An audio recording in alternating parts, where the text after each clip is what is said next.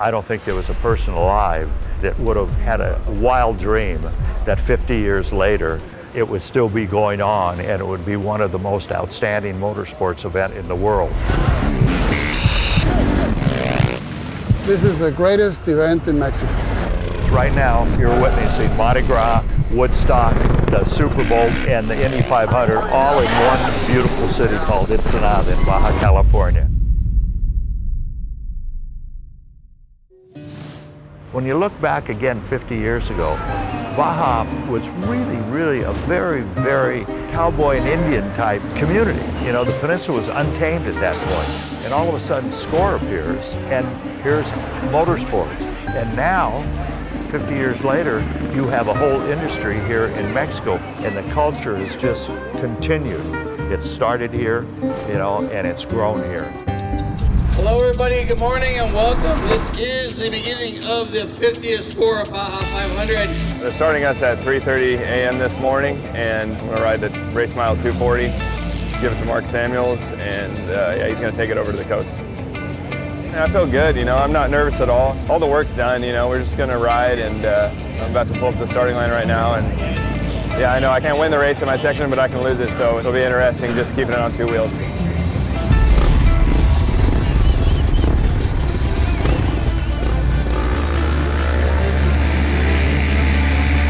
My first section, the start was kind of interesting because I'd only gotten a few hours of sleep and it was so early in the morning. But once we got going, you know, we were in race mode and pretty well prepared for it because I've raced these sections at night a few times. This is Weatherman's Relay doing a broadcast to all checkpoints. Spikes are on course. Racing at night is no joke. You know, you have all different types of problems that could happen. You could have lights go out, you could have hit something that you don't see, you don't have air support. Everything is different at night. But there's something very awesome about racing at night too, because you can't see all that stuff, so you're just there racing. That's a cool aspect that Baja brings to off-road racing. Trying to get a split on what they did for the minute because they're going back and forth, so I'm waiting for text back. Roger that. We hear them off in the distance, so a few minutes. Do that. Zone it. There's a light. Real light.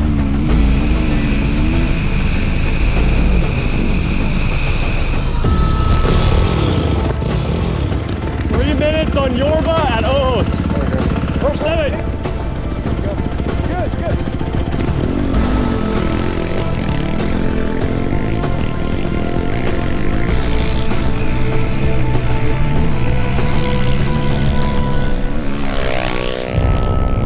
Okay, general broadcast, first bike through race mile 89, 7X.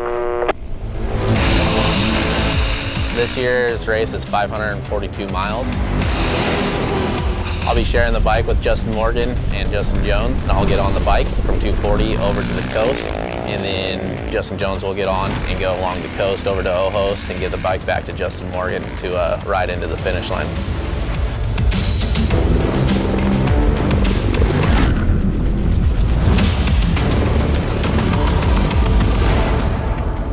We're in Borrego now, getting ready to pit, do a full service here. Justin's gonna be coming in about 15 minutes, and then I'll be getting on. You know, I have some technical stuff coming, but should be good. Get the bike over to Justin, keep the momentum rolling, and everything's going to plan right now.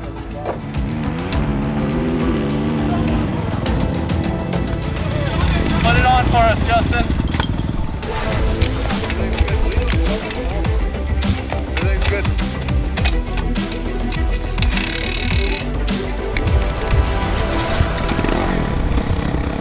Justin Morgan did a great job from the drop of the flag, and he consistently just pulled a lead for us and gave me the bike after 240 miles straight and gave me a good cushion and made it easy for me to hit my section. 7X through race mile 285, first bike through mag 755. Ours part, realistically, it's making 542 miles clean. You know, that's the biggest thing. And, you know, this course is very difficult for us. You know, we pre-run it a ton, but, you know, there's so many different aspects of things that could happen that you really have to stay on your toes.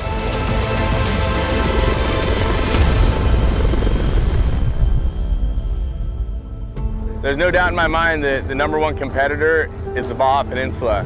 If Baja doesn't let you have a great day, it doesn't matter what the competitors do. I mean, you got to be in sync with Baja, and you got to have the vibe, and I think then Baja lets you compete against the others. What is great about off-roading, you're not sitting in a stadium watching cars make left-hand turns. You don't get even a chance to rub elbows or talk to those people that are doing it. And look at, you see people here, Darth Vader doesn't compare to BJ Baba with his monster equipment on him. This is the most difficult Baja 500 that I've ever pre-ran. It's the most difficult race course that the Baja 500 has ever been on. The 500 has all kinds of terrain. A little bit of everything from Baja. You got the mountain roads, you got the Billy Goat 2 tracks, you got the low desert bumps, sand washes, rocks. I mean, there's so much variety here at the Baja 500, it's crazy.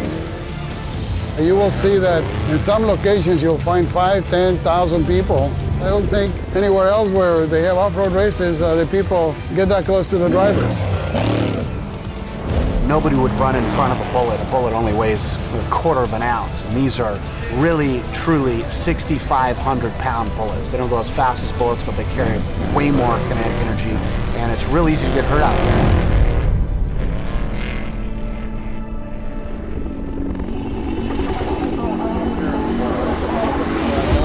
All day for a week straight. Sometimes you just gotta let them out, man.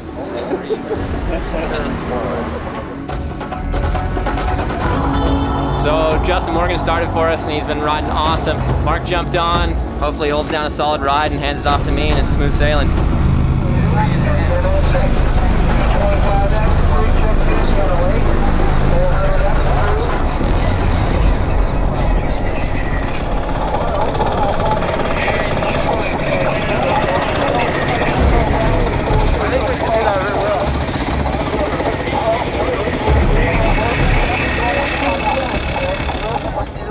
We have a 30-mile lead. Oh, I got it. Hey, let's get up. Hold on. 7X, first bike through check 3. Oh man, that section was really, really choppy. Justin kicked butt at the first part, and I had a few little mistakes. I had a bob wire gun on my rear tire. I had to stop and cut it out, and then other than that, it was all good. And super, super choppy.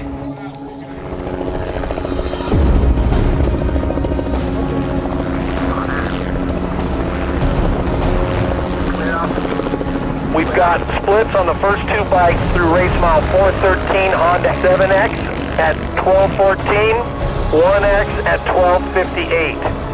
Nice lead there, 7X. You guys might want to ease up and cruise. It's a dangerous game to play with trophy trucks when they catch up to you. It's not a matter if, it's a matter of when they catch you. Comparing motos and trophy trucks down here there's not really a way to do it. I can tell you that for sure when you're on the moto, you're watching out for things that can jump out in front of you, and the same with the truck. So the moto, there's no cage around you, so it's a very dangerous thing that the moto guys do. It's tough because, you know, it's dangerous catching motorcycles and you want to really be careful and take care of them. Let them know that you're there and try and get around them as safely as possible. On the coast, there's always a lot of cars. You have to be very aware of what's going on the coast. And, you know, a lot of ranchers and farmers don't really know when the race is going on. They're just there to do their job, and they have to get out to town that day, and they're on the race course and don't know that the race is coming. You know, there's so many different aspects of things that could happen. Had a little bit of issue with the forks. My last 50 miles, they're actually starting to come apart, and I had to really baby it. I probably rode slower than I even pre-ran.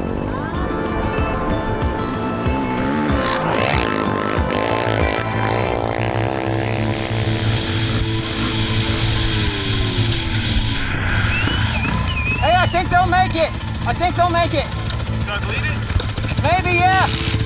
Dude, don't let the front end come off the ground, okay? Sit down, it goes fast in the straightaway. Just be cautious, okay? Get a feel for it. Scrub everything.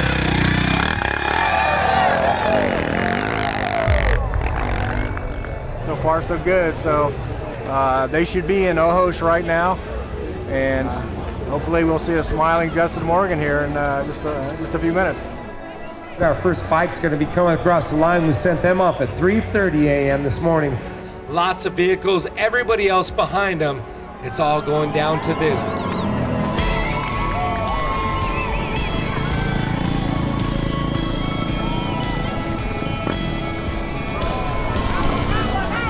All right, our first rider across the line, Justin Morgan. Monster Energy-backed Honda 450. Our unofficially first place here in the 50th anniversary BF Goodrich Baja 500, man. Tell you what, Mark, you guys put together this team, brand new team this year. I know you want to thank some of the sponsors that helped make it happen. Yeah, definitely. I want to thank Monster Energy. Those are the people that really push us, and we're having a lot of fun, and this bike was built for here, and every time I get on it and race it, puts a smile on my face. You know, this was a brutal Baja 500. Race was the longest it's ever been for the 500. It was tight, it was rough, it was rocky. All in all, this race was an amazing race. You know, the team worked great together, and I couldn't be any happier for how it all ended.